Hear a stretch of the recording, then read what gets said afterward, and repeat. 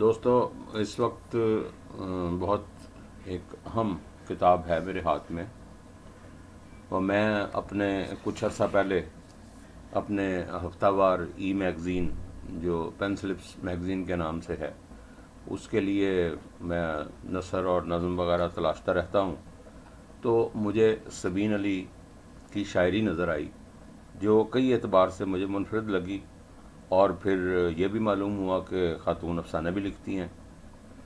اکا دکا افسانے میری نظر سے گزرے اور میں نے انہیں میگزین میں بھی شائع کیا۔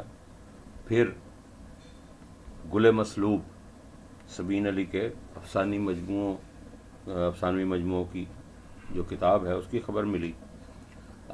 مجھے افسوس ہے میں اس کتاب کی تقریب رونمائی میں کوئی شاید وجہ تھی شامل نہیں ہو سکا۔ یہ کتاب میرے سامنے ہے۔ میں نے اس کے 22 افسانے نہیں 21 افسانے مطالعہ کر لیے ہیں۔ 17 کے بعد 18 نمبر افسانہ کتاب میں نہیں ہے، یا تو گنتی میں وہ کہیں اشاعت میں غلطی لگی ہے یا پھر وہ مس ہو گیا۔ خیر، یہ تو ایک جملہ معترضہ تھا۔ ان کہانیوں پر طویل گفتگو ہو سکتی ہے، تاہم اختصار سے کام لیتے ہوئے میں کچھ گزارشات جو ہیں وہ رقم میں نے کی تھیں ان کا میں اظہار کرتا ہوں کہ یہ جو ہیں گل مسلوب کی کہانیاں ماسوائے چند ایک کہانیوں کے ساری کہانیاں جو ہیں وہ بہت بھرپور کہانیاں ہیں۔ کلمہ و محمل تو خاص طور پہ ایسی کہانی ہے جو ہر اس شخص کے لیے نصاب کی حیثیت رکھتی ہے جو کسی بھی قسم کی جسمانی معذوری کا شکار ہے۔ اور اس میں کہانی ہے قطن والی، وہ تمام انسانوں کی کہانی ہے۔ انٹیوشن ہے، گگڑی ہے، گل مسلوب، خود چیونٹیاں، رات کی مسافر اور دیگر کئی کہانیوں سے معلوم ہوتا ہے کہ ان کہانیوں کے تمام کردار ہمارے دائیں بائیں ہی موجود ہیں، تاہم ان کو ایک افسانہ نگار کی آنکھ ہی دیکھ سکتی ہے۔ سبین علی نے نہ صرف ان کرداروں کو دیکھا ہے بلکہ ادبی خوردبینی سے ان کا مکمل ادراک کیا ہے۔ نتیجے کے طور پر ہمیں خوبصورت کہانیاں پڑھنے کو ملی ہیں۔ طلوع مہتاب کی یہ سطریں کہ آخر یہ مرد بندوق کو زیور کیوں سمجھتے ہیں، اور دین و دنیا، مذہب، شریعت تو ایک طرف، زندہ رہنے کے لیے انہیں نان روٹی کے بھی لالے پڑ چکے تھے، کہانی کے کرداروں کی ذہنی رویوں کی کنجی ہے۔ اسی طرح ایک کہانی ہے سرنگ کے راستے میں۔ یہ سرنگ کس بستی میں جا نکلے گی؟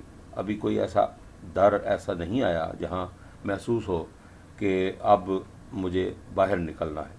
ہاں، تب تک مجھے اسی سفر میں رہنا ہے۔ ایک رکے ہوئے، ٹھہرے ہوئے کجرو معاشرے کی نشاندہی ہے اس کہانی میں۔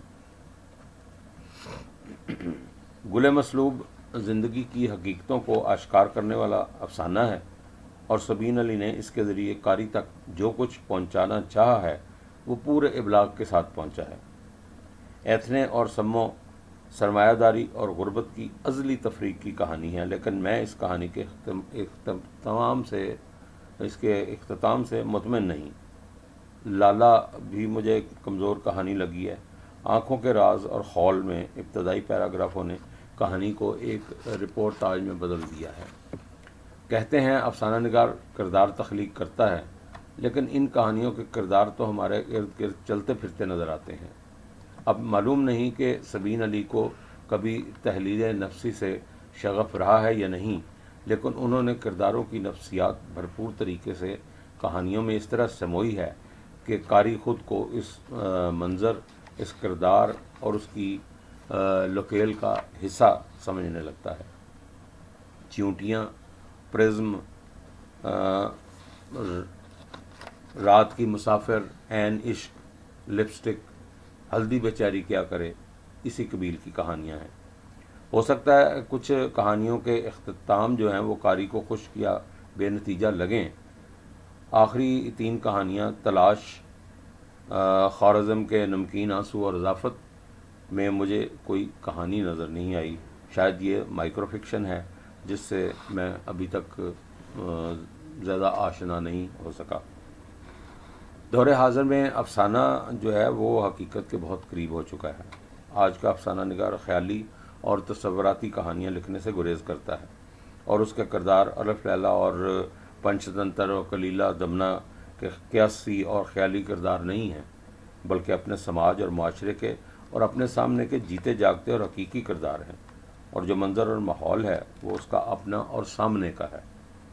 ادب کی کسوٹی پر وہی ادب کھرا اترتا ہے جس میں تفکر ہو، آزادی کا جذبہ ہو، حسن کا جوہر اور تعمیر کی روح ہو، زندگی کی حقیقتوں سے نظریں چرانے کی بجائے اس کا سامنا جو کرائے وہ ادب۔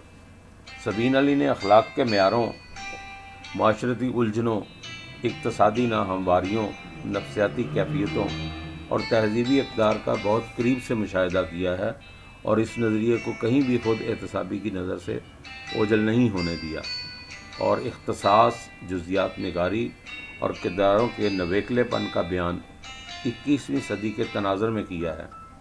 کردار باز ایسے تخلیق کیے جو سراسر حقیقی ہونے کے باوجود نہایت انوکھے، دلچسپ اور یاد رہ جانے کے لائق ہیں۔ سبین علی کے افسانے سماج سے جڑے ہیں۔